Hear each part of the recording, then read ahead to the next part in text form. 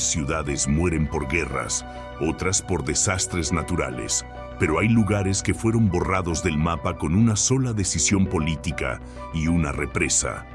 Desde 1950, 47 ciudades han desaparecido bajo lagos artificiales. 3 millones de personas perdieron sus hogares para siempre. Pero aquí está lo que nadie esperaba. Estas ciudades no se destruyeron, se preservaron. Bajo el agua fría, el tiempo se detuvo. Casas de madera medieval funcionan perfectamente después de 70 años sumergidas. Documentos siguen legibles. Muebles permanecen intactos. Es como si hubiéramos descubierto la fórmula para la conservación perfecta, pero solo después de matar los lugares que queríamos salvar. Estas no son ruinas olvidadas, son bibliotecas sumergidas, esperando a que alguien baje y lea sus secretos. Capítulo 1. El momento exacto en que todo desapareció. Un campanario solitario rompe la superficie del agua. Eso es lo que ves cuando llegas al embalse de Uribante Caparo en Venezuela. Solo la punta de una torre de iglesia, como si fuera la mano de un ahogado pidiendo ayuda. Pero ahí abajo, a 40 metros de profundidad, hay toda una ciudad esperando. Potosí era un pueblo normal. 1.200 personas vivían sus vidas tranquilas hasta que llegó 1985. Ese año, el gobierno decidió que necesitaban una represa más grande. Y la ciudad de Potosí estaba justo donde querían ponerla. La cosa es que nadie esperaba que fuera tan rápido. Los cálculos decían que el llenado tomaría 5 años. 5 años para que la gente se acostumbrara a la idea, para que pudieran mudarse con calma, para que pudieran despedirse de sus casas poco a poco.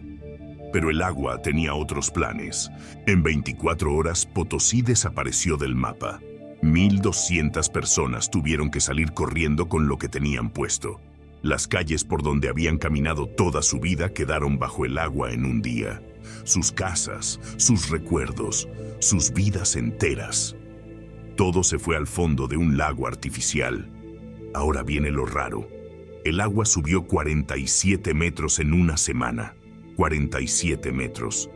Para que te hagas una idea, eso es como un edificio de 15 pisos. Imagínate vivir en el 10º piso y de repente el agua llega a tu ventana. La velocidad era demencial, 2 metros y 70 centímetros por día. Cada mañana, el agua estaba casi 3 metros más arriba que el día anterior.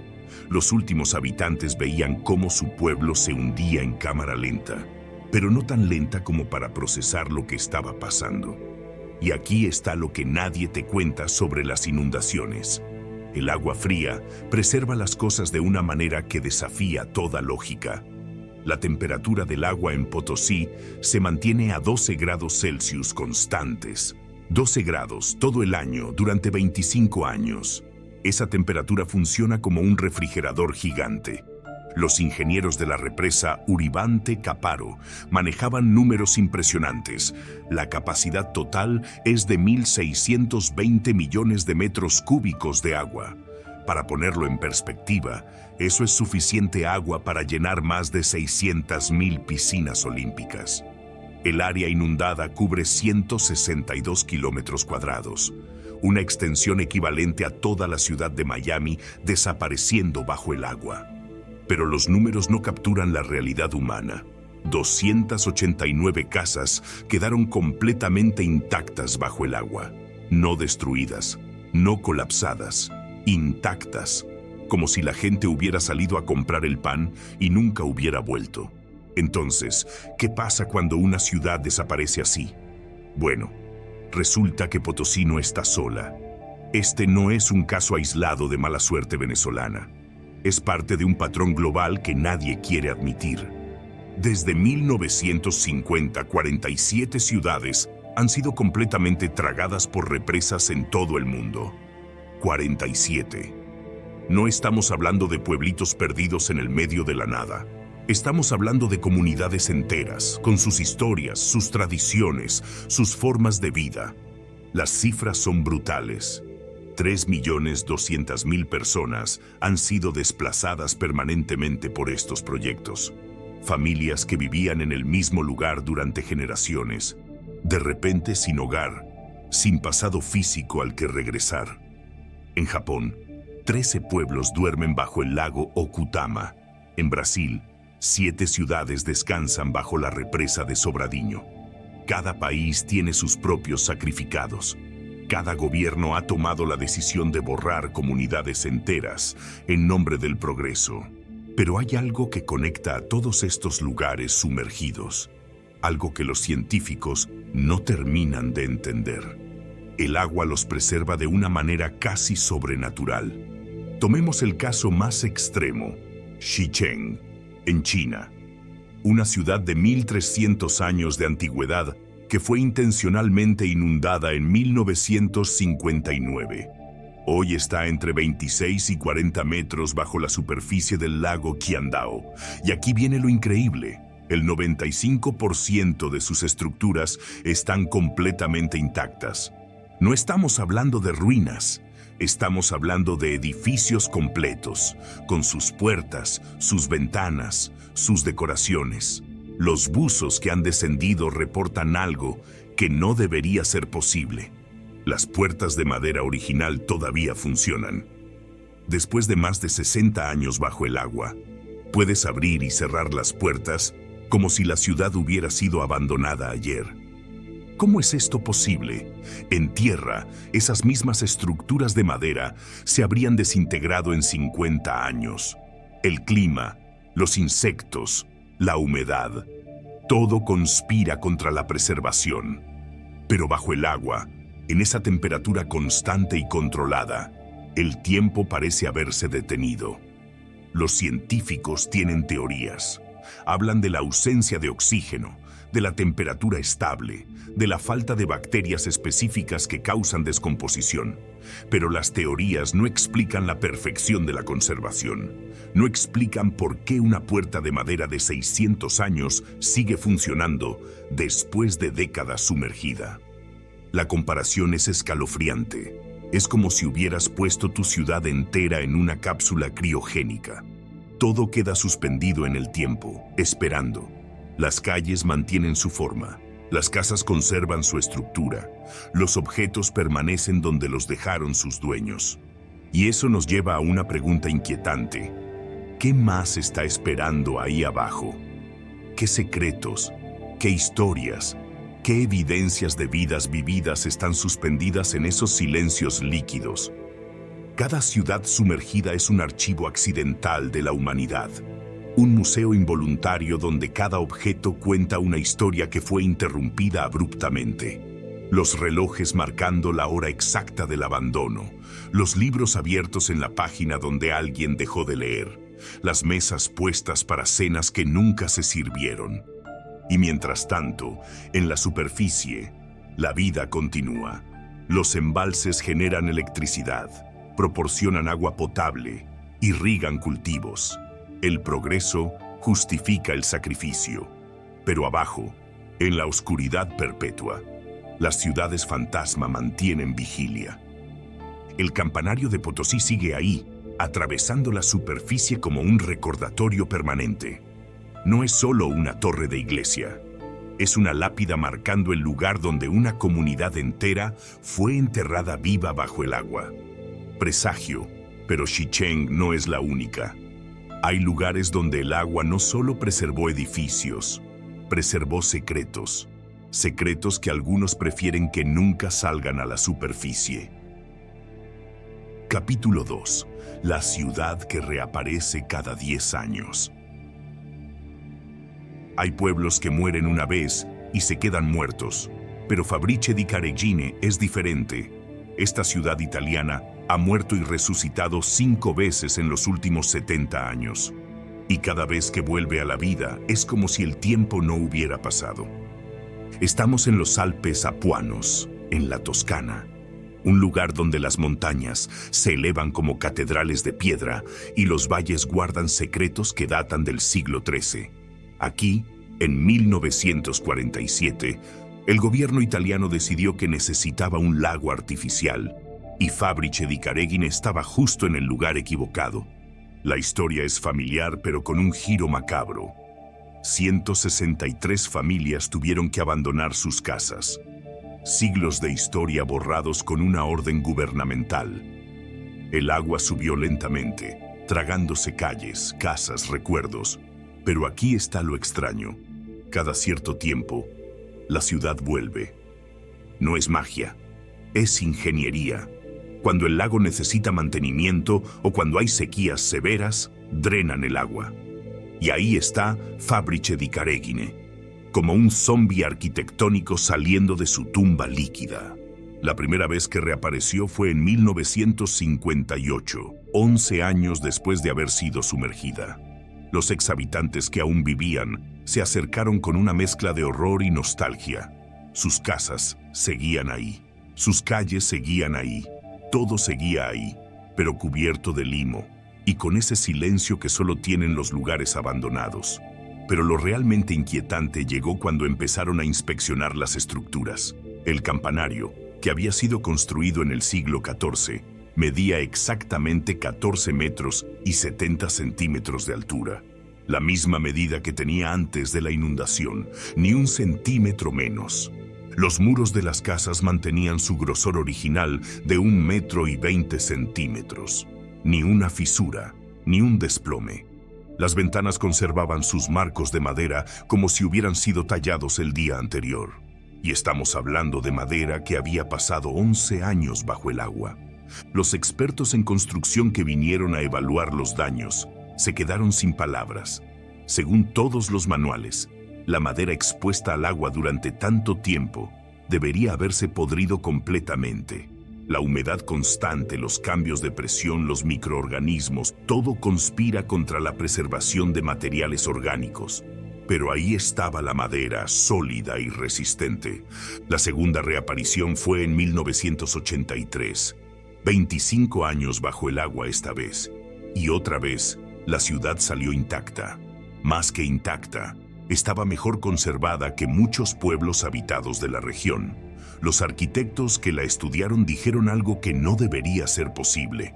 Las estructuras estaban en mejor estado que cuando fueron sumergidas. ¿Cómo puede algo mejorar después de estar enterrado bajo el agua durante décadas? La respuesta está en los números. La temperatura del lago se mantiene constante a 8 grados Celsius. 8 grados, invierno y verano, durante todo el año. Esa temperatura detiene prácticamente todos los procesos de descomposición. Es como si la ciudad hubiera estado en una nevera gigante. Pero la temperatura no explica todo. No explica por qué las piedras siguen unidas con la misma argamasa del siglo XIII. No explica por qué los clavos de hierro no se han oxidado. No explica por qué las tejas de arcilla mantienen su color original. En 1994 volvió a aparecer. Esta vez, los turistas llegaron por miles. 50,000 personas en 3 meses viajaron para ver el pueblo fantasma. Algunos venían de lugares tan lejanos como Alemania y Francia. ¿Qué los atraía tanto? Los testimonios de los visitantes son consistentes y perturbadores. Hablan de una sensación de estar observando algo que no debería existir. De caminar por calles donde puedes sentir la presencia de la gente que vivió ahí, de entrar a casas donde parece que los habitantes salieron hace 5 minutos, no 50 años. Y luego están los objetos. Eso es lo que realmente desafía toda lógica. Cuando la ciudad reapareció en 2021, después de 27 años sumergida, los investigadores hicieron un inventario detallado. Lo que encontraron no tiene explicación científica. Relojes de pared que marcaban la hora exacta del momento en que el pueblo fue evacuado en 1947. No la hora aproximada, la hora exacta. Como si el tiempo se hubiera detenido en el instante preciso en que la última familia cerró su puerta. Platos de cerámica en las mesas de las cocinas sin una sola fisura. Después de 74 años bajo el agua, la vajilla estaba intacta. Algunos platos aún tenían restos de comida fosilizada, pero reconocible. Libros con páginas legibles. No estamos hablando de pergaminos medievales diseñados para durar siglos. Estamos hablando de libros de papel común, diarios personales, cuadernos escolares.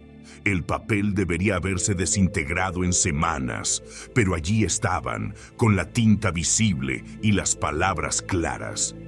Los científicos tomaron muestras de todo: papel, madera, metal, cerámica. Los análisis revelaron algo que contradice todo lo que sabemos sobre el deterioro de materiales. Los objetos no solo estaban preservados, estaban en mejor estado que objetos similares que habían permanecido en tierra durante el mismo periodo. Es como si el agua hubiera funcionado como un conservante perfecto. Pero hay algo más inquietante que la preservación de los objetos. Son los detalles humanos los que realmente te ponen la piel de gallina. En una casa encontraron una mesa puesta para 4 personas. Los cubiertos estaban colocados exactamente donde los habían dejado. Las servilletas dobladas de la misma manera.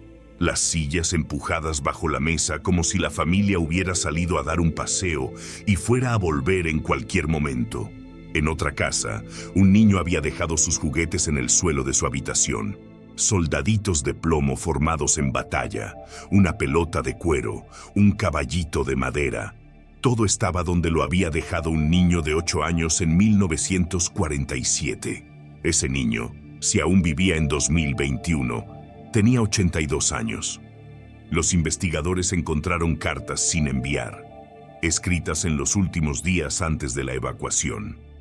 Cartas dirigidas a familiares lejanos, despidiéndose del pueblo, prometiendo escribir desde el nuevo hogar. Cartas que nunca llegaron a su destino porque sus autores se vieron obligados a abandonar todo demasiado rápido. Una de esas cartas, escrita por una mujer llamada Elena Bertolini, decía: «No sé cuándo podremos volver a casa, pero espero que sea pronto. Las flores del jardín deben estar ya floreciendo». Las flores del jardín seguían ahí.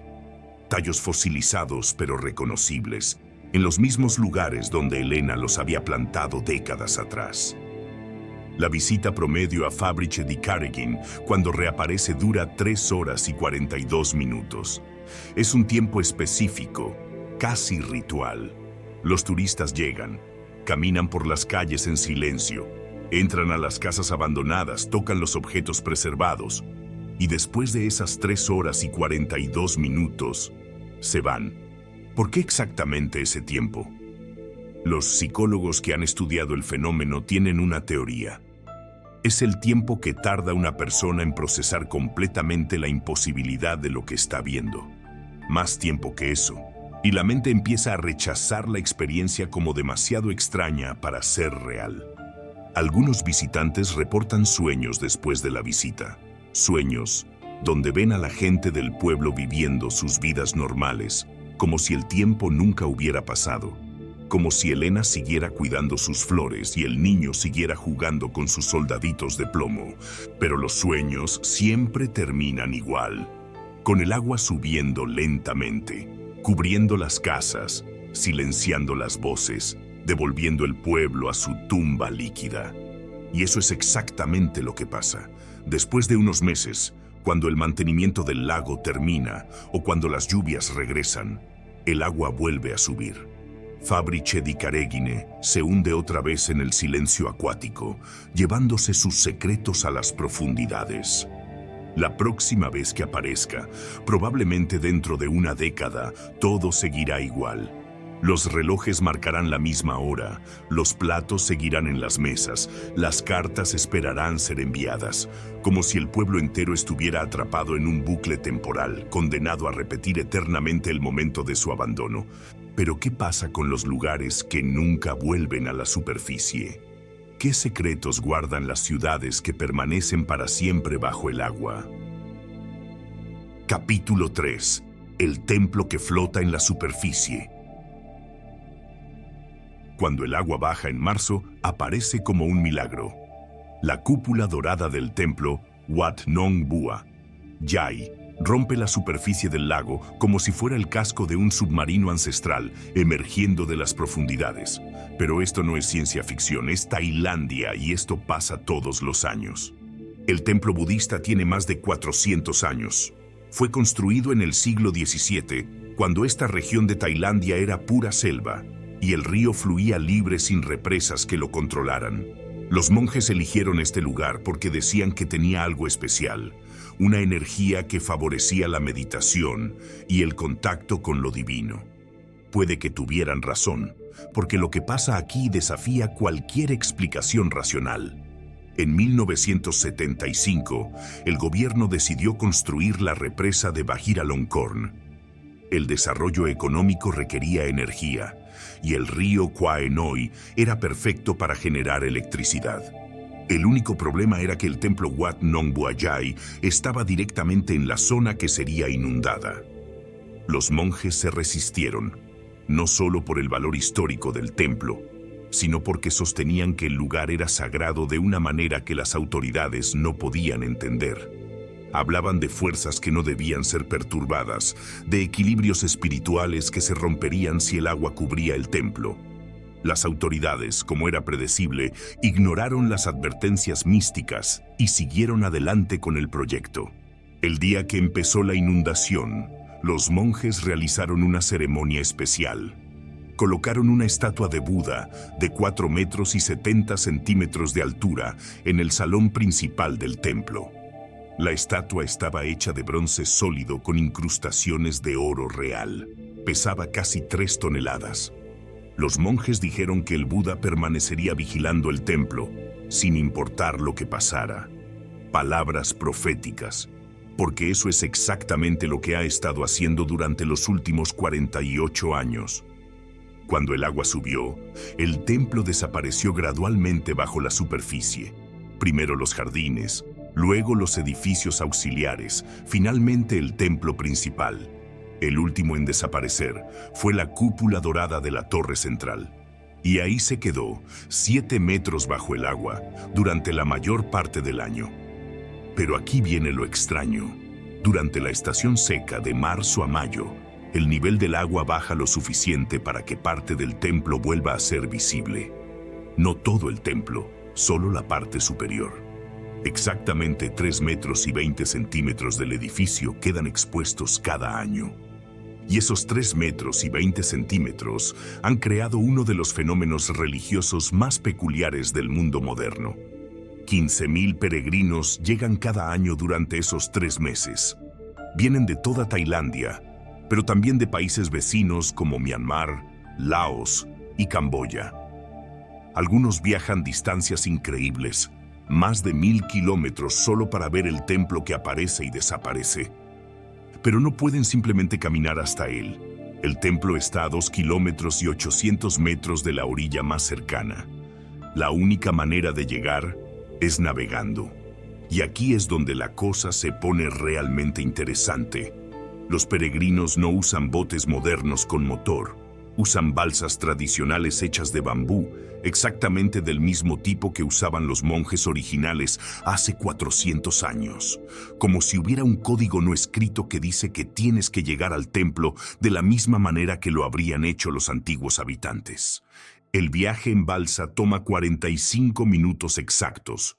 No 40, no 50. 45 minutos de navegación silenciosa a través de aguas que parecen más verdes y más densas que el agua normal. Los guías locales dicen que es por los sedimentos del fondo, pero los peregrinos tienen sus propias teorías. Cuando finalmente llegas al templo, lo primero que notas es el silencio. No hay sonidos de pájaros, no hay insectos, no hay el murmullo constante de la vida acuática que esperarías en un lago. Solo silencio, como si el agua misma estuviera conteniendo la respiración. Lo segundo que notas es la transparencia imposible del agua alrededor del templo. En el resto del lago, el agua es turbia, con visibilidad de menos de 1 metro. Pero en un radio de 50 metros alrededor del templo, el agua es cristalina. Puedes ver hasta el fondo con perfecta claridad. Y ahí en el fondo está el Buda. La estatua de bronce sigue en su posición original, en el salón principal del templo. Después de 48 años bajo el agua, debería estar completamente corroída. El bronce expuesto al agua durante tanto tiempo normalmente se cubre de una pátina verdosa y se deteriora gradualmente hasta volverse irreconocible. Pero esta estatua brilla. Los buzos que han descendido para inspeccionar la estatua reportan algo que no tiene explicación científica. Los ojos del Buda parecen seguir a quien se acerca. No es un efecto óptico causado por la refracción del agua. Los ojos literalmente se mueven, rastreando el movimiento de los buzos.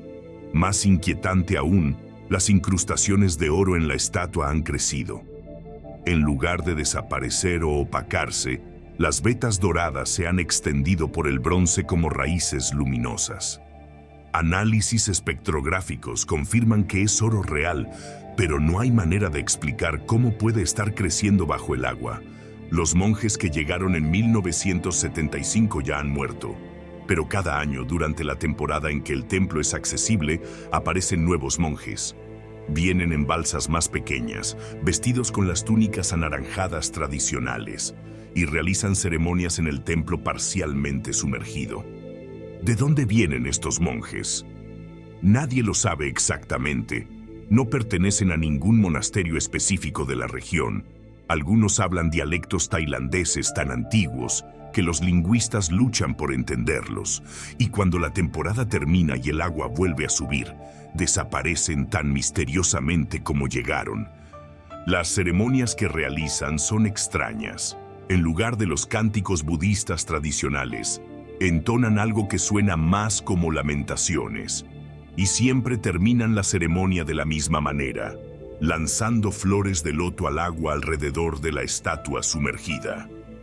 Las flores se hunden lentamente, pero aquí viene lo realmente perturbador. Cuando llegan al nivel de los ojos del Buda, se detienen. Flotan exactamente a la altura de los ojos de la estatua, formando un círculo perfecto, como si una fuerza invisible las mantuviera en posición. Los peces evitan esa área. El lago está lleno de vida acuática, pero en los 50 metros alrededor del templo no hay una sola especie de pez. Los biólogos marinos han tratado de introducir peces en esa zona para estudiar el fenómeno, pero los animales simplemente se alejan nadando, como si hubiera una barrera invisible que no pueden cruzar. El tiempo promedio que los peregrinos pasan en el templo es exactamente 45 minutos, el mismo tiempo que toma llegar. Como si hubiera un límite natural para cuánto tiempo puedes estar en presencia de algo que no debería existir. Los testimonios de los visitantes son consistentes y perturbadores. Hablan de una sensación de estar siendo observados, no solo por la estatua, sino por algo más grande. Describen una presión en los oídos, como si estuvieran descendiendo a gran profundidad, aunque estén a nivel del agua. Y muchos reportan visiones. Las visiones son siempre similares. Ven el templo como era antes de la inundación. Ven monjes caminando por los jardines, realizando sus actividades diarias. Ven el lugar lleno de vida y actividad espiritual. Pero cuando parpadean, vuelven a ver solo la cúpula parcialmente sumergida y el silencio acuático. Un ingeniero hidráulico que visitó el templo en 2019 trató de tomar medidas científicas del fenómeno. Llevó equipos de sonar, medidores de temperatura del agua, cámaras subacuáticas. Quería documentar exactamente qué estaba pasando en ese lugar. Sus equipos funcionaron perfectamente hasta que se acercó al templo. A 50 metros de distancia, todos los instrumentos electrónicos empezaron a fallar. Las cámaras se desenfocaban automáticamente. Los sonar emitían lecturas contradictorias. Los medidores de temperatura marcaban imposibles. Pero lo más extraño fue esto.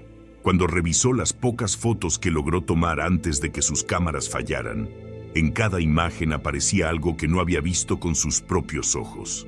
En cada foto, alrededor de la estatua del Buda, había figuras humanas translúcidas, figuras vestidas como monjes antiguos, flotando en el agua, con las manos juntas en posición de oración. figuras que no estaban ahí cuando tomó las fotos. El ingeniero nunca publicó su investigación. De hecho, nunca habló públicamente de lo que encontró. Solo dijo que algunos lugares no están destinados a ser explicados por la ciencia. Algunos lugares simplemente existen más allá de nuestro entendimiento. Y cada año, cuando marzo llega y el agua baja, el templo vuelve a aparecer. Los peregrinos vuelven a llegar en sus balsas de bambú. Los monjes misteriosos vuelven a realizar sus ceremonias extrañas. Las flores de loto vuelven a flotar imposiblemente alrededor de los ojos del Buda. Y la estatua sigue vigilando como prometieron los monjes hace casi 50 años, vigilando algo que tal vez es mejor que permanezca sumergido. Pero si un templo puede conservar tanta extrañeza bajo el agua, ¿qué secretos guardan las ciudades enteras que nunca vuelven a la superficie? Capítulo 4. La ciudad completa bajo el cristal. A 40 metros bajo la superficie del lago Qiandao, hay una ciudad que debería estar en ruinas. En cambio, es la estructura urbana mejor conservada del mundo. Xicheng no es solo una ciudad sumergida, es una máquina del tiempo. La ciudad tiene 1400 años de historia. Fue fundada en el año 621, durante la dinastía Tang, en una época en que Europa aún estaba saliendo de la Edad Oscura y América era un continente desconocido para el mundo occidental. Durante 13 siglos, Xicheng creció, prosperó, se convirtió en un centro comercial importante en la provincia de Zhejiang. En 1959 todo eso cambió de la noche a la mañana. El gobierno chino decidió construir la estación hidroeléctrica de Xinan. Era parte del gran salto adelante, la ambiciosa campaña de Mao para modernizar China en tiempo récord. Las necesidades del desarrollo nacional superaban cualquier consideración histórica o cultural. 290,000 personas vivían en Xicheng cuando llegó la orden de evacuación. 290,000 vidas que tenían que reubicarse para hacer espacio al progreso. Les dieron 48 horas para abandonar una ciudad que había sido su hogar durante generaciones. Imagínate esa escena. Familias empacando siglos de historia en carros de mano. Ancianos que habían nacido en esas calles teniendo que despedirse para siempre de todo lo que conocían. Niños sin entender por qué tenían que dejar sus juguetes, sus amigos, su mundo entero. Pero aquí está lo que hace único el caso de Xicheng. No la destruyeron antes de inundarla. No dinamitaron los edificios, ni desmantelaron las estructuras como hicieron en otros lugares. Simplemente la llenaron de agua y la sellaron como si fuera una cápsula del tiempo. La ciudad cubre 62 kilómetros cuadrados. Para ponerlo en perspectiva, eso es más grande que el centro de París. Una área urbana completa, con sus barrios residenciales, sus zonas comerciales, sus edificios gubernamentales, sus templos, sus parques, todo intacto bajo el agua. Durante 43 años, Xicheng fue un secreto. El gobierno chino no hablaba de ella. Los mapas no la mostraban. Oficialmente no existía. Era como si hubieran borrado 1400 años de historia con una orden administrativa. Pero en 2001, algo cambió. Un equipo de buzos profesionales obtuvo permiso para explorar el lago Qiandao. Oficialmente, era un proyecto de inspección de seguridad de la represa. Extraoficialmente, era la primera oportunidad real de documentar lo que había quedado de Xicheng. Lo que encontraron redefinió todo lo que sabíamos sobre la preservación bajo el agua. La ciudad estaba intacta, no parcialmente intacta, no sorprendentemente bien conservada.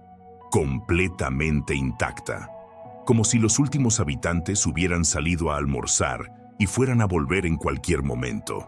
Los números son imposibles de creer. El 95% de todas las estructuras permanecían en perfectas condiciones. 265 arcos de piedra sin una sola fisura. 5 puertas monumentales de la ciudad con sus inscripciones originales completamente legibles. Calles pavimentadas donde no faltaba una sola piedra. Pero lo realmente increíble estaba en los detalles. Los edificios de 5 pisos se mantenían estructuralmente estables después de más de 4 décadas sumergidos. Las escaleras internas conservaban todos sus escalones. Las puertas de madera no solo existían, funcionaban. Los buzos podían abrir y cerrar puertas que habían estado bajo 40 metros de agua durante medio siglo. ¿Cómo es eso posible? La madera expuesta al agua debería haberse desintegrado en menos de una década. Pero aquí estaba, sólida y funcional como el día en que fue instalada. Los muebles seguían en su lugar, mesas, sillas, camas, armarios, todo exactamente donde lo habían dejado sus dueños cuando evacuaron precipitadamente en 1959. En algunas casas los platos seguían en las mesas como si la familia hubiera sido interrumpida en medio de una comida. Y luego estaban los documentos. Los buzos encontraron archivos gubernamentales, registros comerciales, cartas personales, diarios, documentos escritos en papel común que debería haberse desintegrado en semanas bajo el agua. Pero ahí estaban, con la tinta china tradicional perfectamente visible, las palabras claras y legibles. Un diario personal encontrado en una casa del distrito residencial tenía la última entrada fechada el 21 de septiembre de 1959, 2 días antes de la evacuación final. El texto decía: «Mañana nos vamos. No sé si volveremos alguna vez. Espero que nuestra casa esté aquí cuando regresemos». La casa sigue ahí, y el diario también. Pero lo más perturbador no son los objetos preservados. Es la sensación que reportan todos los buzos que han descendido a Xicheng. Hablan de una atmósfera inquietante, como si la ciudad estuviera esperando que regresaran sus habitantes. Las calles mantienen su trazado original. Los buzos pueden navegar por los barrios siguiendo las mismas rutas que usaban los residentes hace 64 años. Las señales de las tiendas siguen colgando en sus lugares, anunciando productos que ya no existen y servicios que ya no se necesitan. En el centro de la ciudad hay una plaza principal rodeada de edificios gubernamentales. En el centro de la plaza había una fuente ornamental que funcionaba con un sistema de canales subterráneos. La fuente sigue ahí, llena ahora con el agua del lago, pero manteniendo su forma y estructura originales. Los edificios religiosos son los que mejor se han conservado. Hay templos budistas y taoístas distribuidos por toda la ciudad, algunos con más de 800 años de antigüedad. Las estatuas de deidades siguen en sus altares, las inscripciones sagradas siguen grabadas en las paredes, los inciensos fosilizados siguen en sus quemadores. Un templo en particular ha llamado la atención de los investigadores. Es un templo taoísta del siglo XII dedicado al dragón del agua. Los monjes que lo construyeron creían que controlaba las inundaciones y protegía a la ciudad de los desastres acuáticos. La ironía es escalofriante. El templo dedicado a proteger la ciudad del agua es ahora lo único que puede protegerla de ser olvidada. En 2011, el gobierno chino finalmente reconoció oficialmente la existencia de Xicheng y comenzó a permitir expediciones turísticas limitadas. Pero el acceso está estrictamente controlado. Solo 200 buzos certificados pueden visitar la ciudad cada año. El costo por inmersión es de $2.400 estadounidenses. No es solo el precio de una experiencia única, es el precio de acceso a una máquina del tiempo. Las inmersiones están limitadas a 25 minutos máximo. No es una restricción arbitraria de seguridad. Los buzos que han pasado más tiempo en la ciudad reportan efectos psicológicos perturbadores. Empiezan a sentir que pertenecen ahí, que deberían quedarse, que la superficie es el lugar extraño. Un buzo profesional con 20 años de experiencia describió su visita así: «Es la experiencia más hermosa y más perturbadora que he tenido. Caminas por calles que fueron construidas cuando Europa estaba en la Edad Media. Entras a casas donde puedes sentir la presencia de las familias que vivieron ahí. Es como visitar el pasado, pero un pasado que está completamente vivo». Los análisis científicos de los materiales recuperados de Xicheng han revelado algo que contradice lo que sabemos sobre el deterioro. Los objetos no solo están preservados, están en mejor estado que objetos similares que han permanecido en superficie durante el mismo periodo. La tinta de los documentos es más clara y legible que la de documentos contemporáneos guardados en archivos terrestres.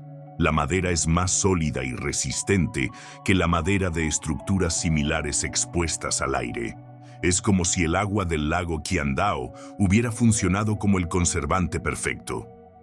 Pero hay algo más inquietante que la preservación perfecta. Los buzos reportan anomalías que no tienen explicación científica. Algunos han visto luces moviéndose por las calles de la ciudad, como si fueran linternas llevadas por personas invisibles. Otros han escuchado sonidos que no deberían existir bajo el agua, conversaciones distantes, risas de niños, el ruido de actividad comercial. Las cámaras subacuáticas a menudo capturan imágenes extrañas, sombras que se mueven de manera inconsistente con el flujo del agua, figuras humanas que aparecen en las fotos, pero que no fueron vistas por los buzos durante la inmersión. Un equipo de documentalistas que filmó en Xicheng en 2018 revisó sus grabaciones y encontró algo imposible. En múltiples tomas, las ventanas de las casas mostraban luz interior, como si hubiera gente viviendo adentro.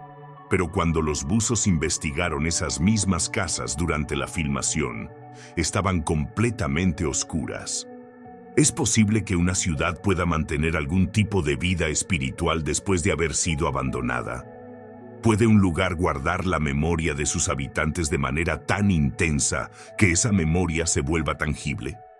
No hay respuestas científicas para estas preguntas. Solo hay Xicheng, esperando en el fondo del lago Qiandao, conservando perfectamente no solo sus estructuras físicas, sino también algo mucho más misterioso, la esencia de lo que significa ser un hogar. Y mientras la ciudad espera en su silencio acuático, uno se pregunta qué otros secretos están guardados en las profundidades de los lagos artificiales del mundo.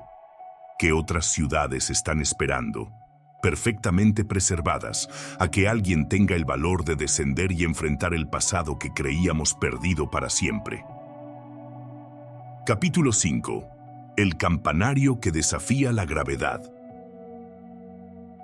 Hay una imagen que se ha vuelto viral en redes sociales más de 45 millones de veces. Es una fotografía simple, un campanario medieval que parece flotar en el medio de un lago alpino. Parece imposible, como si alguien hubiera usado Photoshop para crear una ilusión óptica. Pero es completamente real. Estamos en el lago Regensee, en la frontera entre Italia y Austria. Aquí, un campanario del siglo XIV se eleva 22 metros sobre la superficie del agua. Parece que está flotando, desafiando las leyes de la física. Pero debajo del agua hay 31 metros más de estructura que no puedes ver. El campanario pertenecía al pueblo de Graun, conocido también como Curón en italiano. Era una comunidad pequeña, pero próspera en el corazón de los Alpes. 1000 habitantes vivían sus vidas tranquilas en casas de piedra y madera que habían resistido siglos de inviernos brutales y veranos montañeses. En 1950, las autoridades italianas decidieron que necesitaban una represa.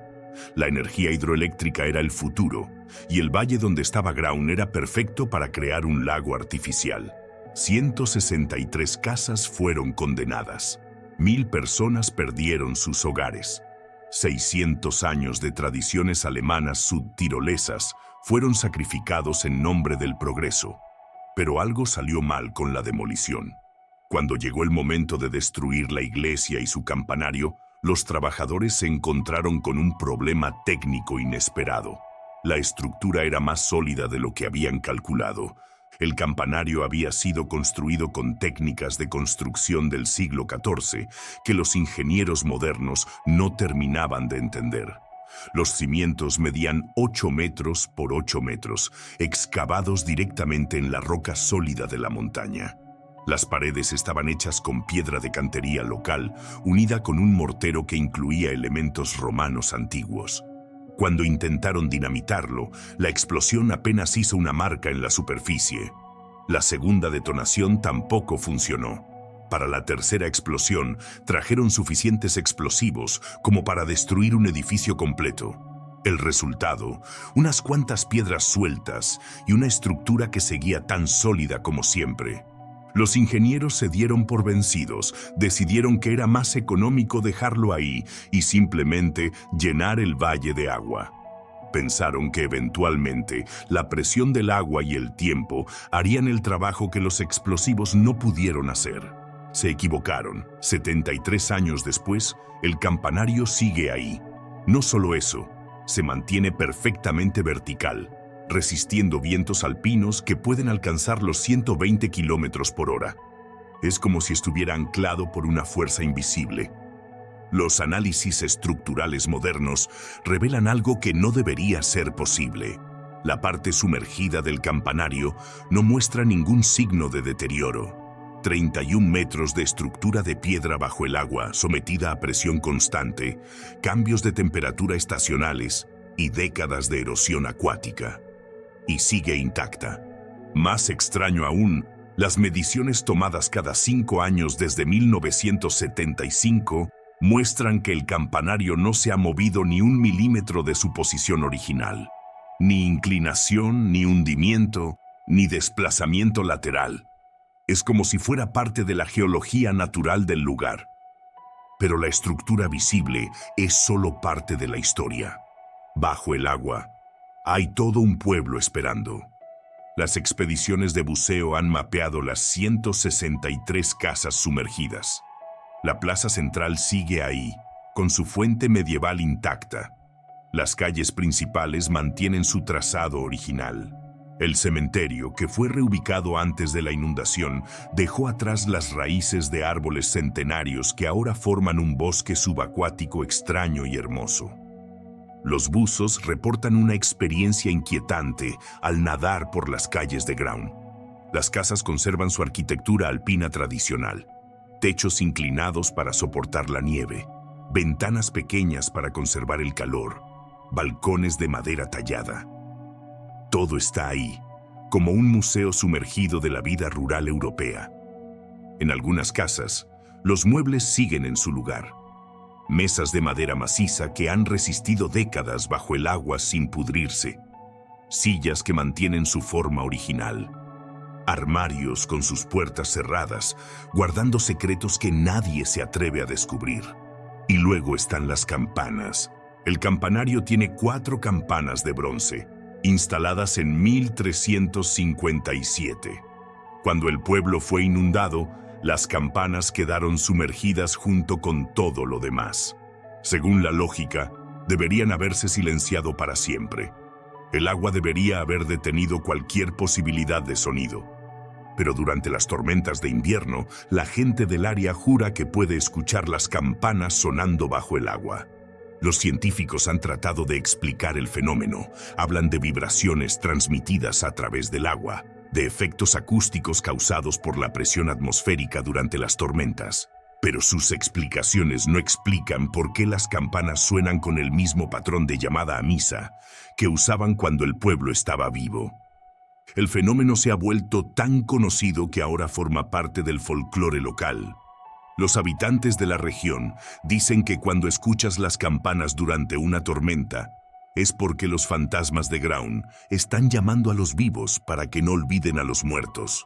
Netflix incluso hizo una serie de televisión inspirada en la historia, llamada Cuarón. La serie toma libertades creativas enormes, agregando elementos sobrenaturales y de horror que no tienen base en la realidad. Pero logró algo que décadas de documentales no habían conseguido: hacer que millones de personas supieran que Ground existe. El turismo se disparó después del estreno de la serie. 2,5 millones de visitantes llegan cada año para ver el campanario. La imagen se ha convertido en uno de los sitios más fotografiados de los Alpes. Influencers, fotógrafos profesionales, turistas casuales, Todos vienen a capturar la imagen imposible de la torre flotante. Pero hay algo perturbador en la popularidad turística del lugar. La gente viene a fotografiar algo que representa la destrucción de una comunidad entera. Toman selfies sonrientes frente a lo que es esencialmente una lápida colectiva. Los pocos exhabitantes de Ground que aún viven tienen sentimientos encontrados sobre la fama de su pueblo perdido. Por un lado, están contentos de que la gente recuerde que Ground existió. Por otro lado, les duele que su tragedia se haya convertido en una atracción turística. Maria H. Holzer tenía 12 años cuando su familia tuvo que abandonar Ground. Ahora tiene 85 años y vive en un pueblo cercano. Cada verano, viene a sentarse junto al lago y mira el campanario de su antigua iglesia. La gente viene y toma fotos, dice María. Piensan que es hermoso. Para mí, es el lugar donde está enterrada mi infancia. Las palabras de María capturan algo esencial sobre estos lugares sumergidos. Para los turistas, son curiosidades fotogénicas. Para las personas que los perdieron, son heridas que nunca sanan completamente. El campanario de Ground se ha convertido en un símbolo involuntario de algo más grande. La facilidad con la que podemos borrar comunidades enteras cuando decidimos que el progreso es más importante que la preservación. Pero tal vez también es un símbolo de resistencia. Después de todo, resistió los explosivos, resistió las décadas, resistió el olvido. Sigue ahí, emergiendo del agua como un recordatorio permanente de que algunas cosas se niegan a desaparecer completamente. Y mientras el campanario mantiene su vigilia solitaria, uno no puede evitar preguntarse, ¿qué otros monumentos a la memoria humana están esperando bajo las aguas de los lagos artificiales del mundo? ¿Qué otras comunidades fueron sacrificadas pero se niegan a morir? Capítulo 6. Las voces que nunca se callaron. Hay decisiones políticas que cambian gobiernos, y hay decisiones políticas que borran pueblos enteros del mapa. La historia de Capel Celyn en Gales es una de esas decisiones que todavía resuena 58 años después. En 1965, el Parlamento británico tomó una votación. El tema: inundar un valle galés para crear un embalse que suministrara agua a la ciudad inglesa de Liverpool. 35 de los 36 parlamentarios galeses votaron en contra. El resultado final: la decisión inglesa se impuso de todas maneras. No fue solo una derrota política, fue el asesinato administrativo de una comunidad. Capel Celyn era pequeño: 48 casas, una escuela con 9 estudiantes, una oficina postal que funcionaba desde 1878, una capilla metodista que le daba nombre al pueblo. 70 habitantes en total. Desde cualquier perspectiva numérica, era insignificante, excepto por un detalle crucial. Era el último pueblo en Gales donde el 100% de la población hablaba galés como lengua materna. El galés es una lengua celta que tiene más de 1400 años de historia continua. Sobrevivió a la invasión romana, a la conquista normanda, a siglos de presión inglesa para desaparecer. En 1965 estaba en peligro crítico de extinción. Y Capel Celyn era uno de sus últimos refugios puros. Los residentes lucharon. Organizaron protestas, presentaron peticiones, hicieron campañas mediáticas, llenaron las calles de Londres con manifestantes que gritaban consignas en galés. Fue uno de los primeros movimientos de resistencia nacionalista galés del siglo XX. No sirvió de nada. En octubre de 1965, las excavadoras llegaron a Capel Celyn. Primero demolieron las casas para evitar que se convirtieran en obstáculos subacuáticos peligrosos. Luego vinieron los ingenieros para construir la represa Tryweryn. Finalmente llegó el agua. El pueblo desapareció bajo el embalse, pero su fantasma político siguió vivo. La destrucción de Capel Celyn se convirtió en un símbolo del nacionalismo galés. La frase "Cofiuch Tryweryn", recuerden Tryweryn, apareció pintada en muros por todo Gales. 58 años después, todavía aparece. Se convirtió en el grito de guerra de una nación que se negaba a dejar que su cultura fuera borrada por decisiones tomadas en Londres. Pero lo realmente inquietante empezó a pasar durante las sequías. En 1976, 1984 y 1995, el nivel del embalse Tryweryn bajó lo suficiente para que aparecieran restos del pueblo.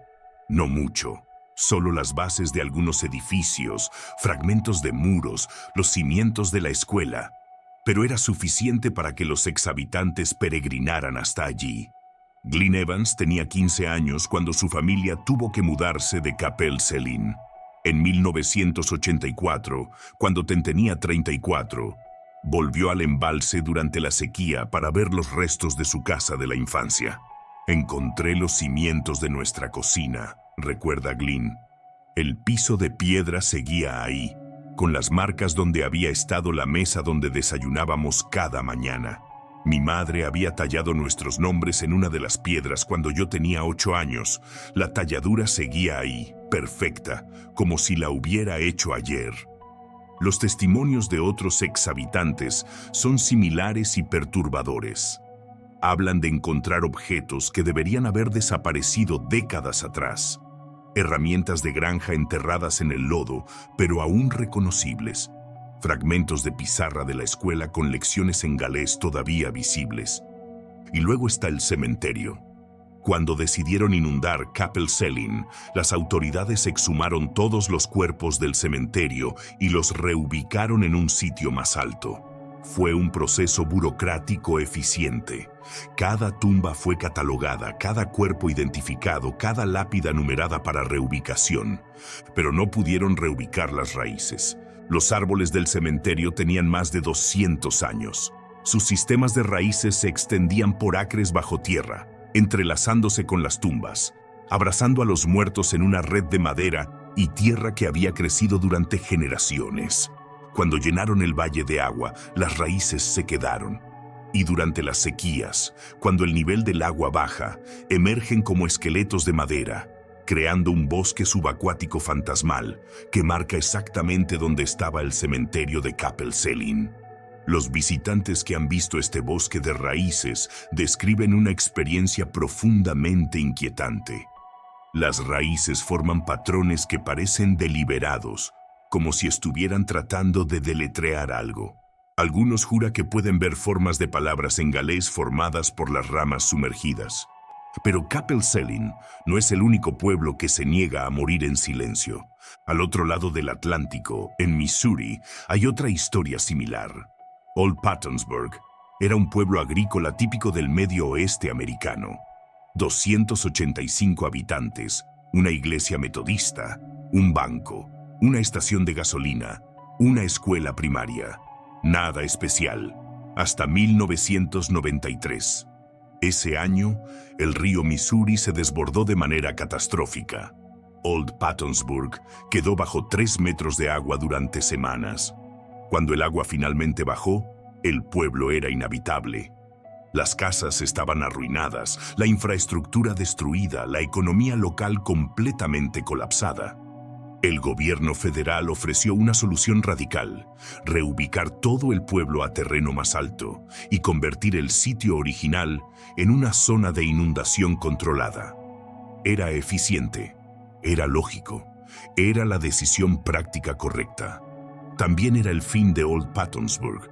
Los habitantes aceptaron la reubicación, pero con una condición extraña. Quisieron llevarse todo lo que pudieran mover. No solo pertenencias personales, sino elementos arquitectónicos. Puertas, ventanas, vigas de madera, ladrillos decorativos, incluso partes del campanario de la iglesia. New Pattonsburg fue construido 2 kilómetros río arriba, incorporando elementos físicos del pueblo original. Pero los nuevos residentes reportan algo inquietante: sueños recurrentes sobre el pueblo sumergido. Los sueños son consistentes entre diferentes personas. Ven Old Pattonsburg como era antes de la inundación, con gente caminando por las calles, niños jugando en los parques, vida normal desarrollándose bajo el agua. Pero en los sueños, los habitantes sumergidos los miran con reproches. como si los acusaran de haber abandonado el lugar real por una copia. Sara Martínez vivió en Old Pattonsburg durante 30 años antes de la inundación. Ahora vive en New Pattonsburg, en una casa que incorpora la puerta principal de su hogar original. Cada vez que paso por esa puerta, dice Sara, por un segundo espero ver mi sala antigua del otro lado. En cambio, veo mi sala nueva, que tiene los mismos muebles y las mismas fotos, pero no se siente como hogar. Se siente como una obra de teatro donde todos estamos actuando nuestras vidas anteriores.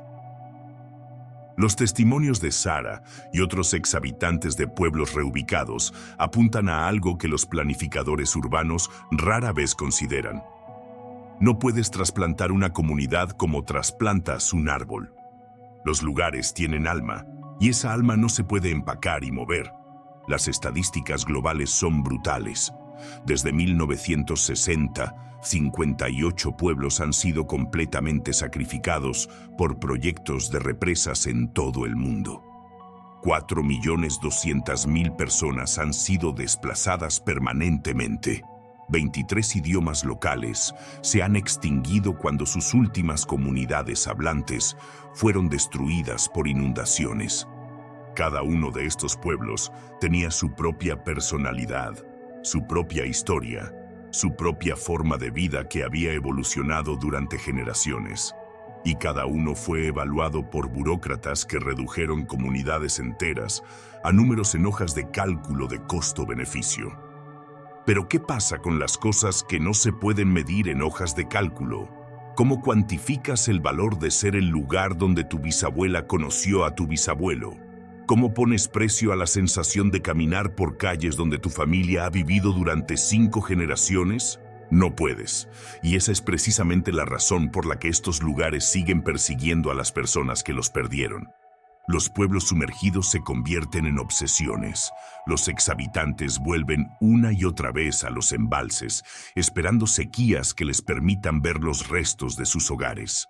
Organizan reuniones anuales junto al agua que cubre sus recuerdos. Mantienen tradiciones que ya no tienen lugar físico donde ser celebradas. Es como si los pueblos, aunque físicamente destruidos, se hubieran trasladado a vivir en las mentes de las personas que los amaron. Y desde allí, siguen ejerciendo una influencia extraña sobre el mundo de los vivos. Las voces de Kappel-Selin, Old Pattonsburg y docenas de otros pueblos sacrificados no se callaron cuando llegó el agua. Solo cambiaron de medio. Ahora hablan a través de sueños, recuerdos y la sensación persistente de que algo importante se perdió cuando decidimos que el progreso era más valioso que la continuidad. Y tal vez esa es la verdadera tragedia de las ciudades sumergidas. No solo perdimos los lugares, perdimos la sabiduría de las generaciones que sabían cómo vivir en esos lugares. Conocimiento que se había acumulado durante siglos sobre cómo ser una comunidad, cómo pertenecer a un sitio específico, cómo construir una vida que tuviera raíces. Ahora ese conocimiento duerme bajo el agua, junto con las calles que lo vieron nacer. Capítulo 6. El reflejo de lo que nunca debió perderse. Hay un patrón en todas estas historias que no podemos ignorar. Desde Venezuela hasta China, desde Italia hasta Tailandia, las ciudades sumergidas nos están diciendo algo que preferimos no escuchar. El agua no destruye, preserva. Mientras las ciudades que dejamos al aire libre se deterioran, se contaminan, se vuelven inhabitables, las ciudades bajo el agua se mantienen intactas, como si hubieran encontrado la fórmula secreta para detener el tiempo. Piénsalo. Potosí lleva 25 años bajo el agua y sus casas están mejor conservadas que edificios construidos la década pasada. Chichén ha pasado 64 años sumergida y mantiene una perfección arquitectónica que las ciudades modernas no logran ni cuando están nuevas. La temperatura del agua hace la diferencia. Entre 8 y 12 grados Celsius constantes, todo el año, durante décadas. Es la temperatura perfecta para la preservación. ni muy fría como para causar daño por congelamiento, ni muy cálida como para acelerar la descomposición. Es como si hubiéramos descubierto accidentalmente la tecnología de conservación más efectiva del mundo. Y la estamos usando para preservar los lugares que destruimos. La ironía es devastadora. Hemos encontrado la manera de hacer que las ciudades duren para siempre, pero solo después de matarlas. ¿Pero qué nos dice esto sobre el futuro? Porque el futuro es exactamente de lo que deberíamos estar hablando. Las proyecciones climáticas son claras y aterradoras. Para el año 2050, 630 millones de personas viven en zonas que serán inundadas por el aumento del nivel del mar. No estamos hablando de pueblitos rurales, estamos hablando de ciudades enteras. Miami podría convertirse en la próxima Chichén. Venecia podría ser el próximo templo flotante. Bangladesh podría perder el 17% de su territorio bajo el agua. Y aquí está lo que nadie quiere admitir. Cuando eso pase, esas ciudades se convertirán en los archivos mejor preservados de nuestra civilización. Dentro de 100 años, los arqueólogos del futuro van a bucear en las calles de Miami y van a encontrar centros comerciales intactos, con las tiendas exactamente como las dejamos. Van a nadar por los rascacielos y van a ver oficinas congeladas en el tiempo, con computadoras en los escritorios y cafés a medio tomar. Van a encontrar nuestros automóviles en posición perfecta en los estacionamientos, nuestros supermercados con productos en los estantes, nuestras casas con las mesas puestas para cenas que nunca se sirvieron. Pero hay una diferencia crucial entre las ciudades que hemos sumergido nosotros y las que va a sumergir el cambio climático. Las ciudades que inundamos por decisión política fueron evacuadas. La gente tuvo tiempo de empacar, de despedirse, de llevarse lo más importante. Las ciudades que va a inundar el océano van a ser abandonadas en pánico. Eso significa que van a quedar como instantáneas perfectas de nuestra civilización. Museos involuntarios de la vida en el siglo XXI. Las ciudades sumergidas son espejos. Nos muestran nuestro reflejo, pero un reflejo del futuro.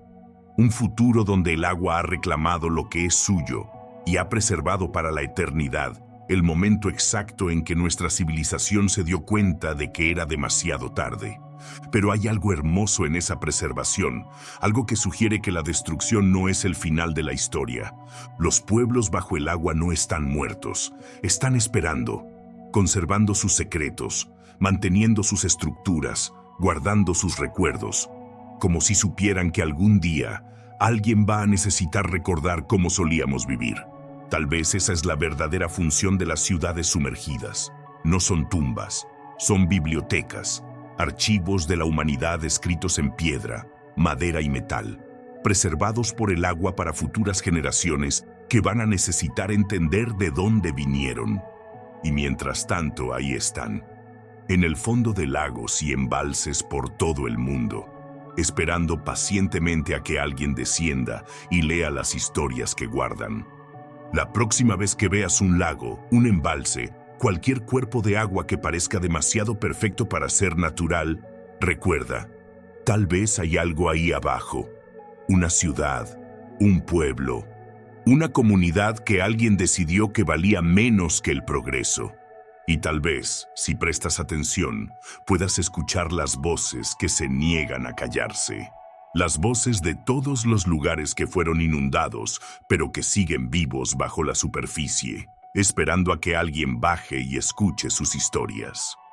Porque al final, eso es lo que son las ciudades sumergidas, historias que se negaron a morir, preservadas por el agua, hasta que alguien tenga el valor de sumergirse y enfrentar el pasado que creíamos haber dejado atrás para siempre.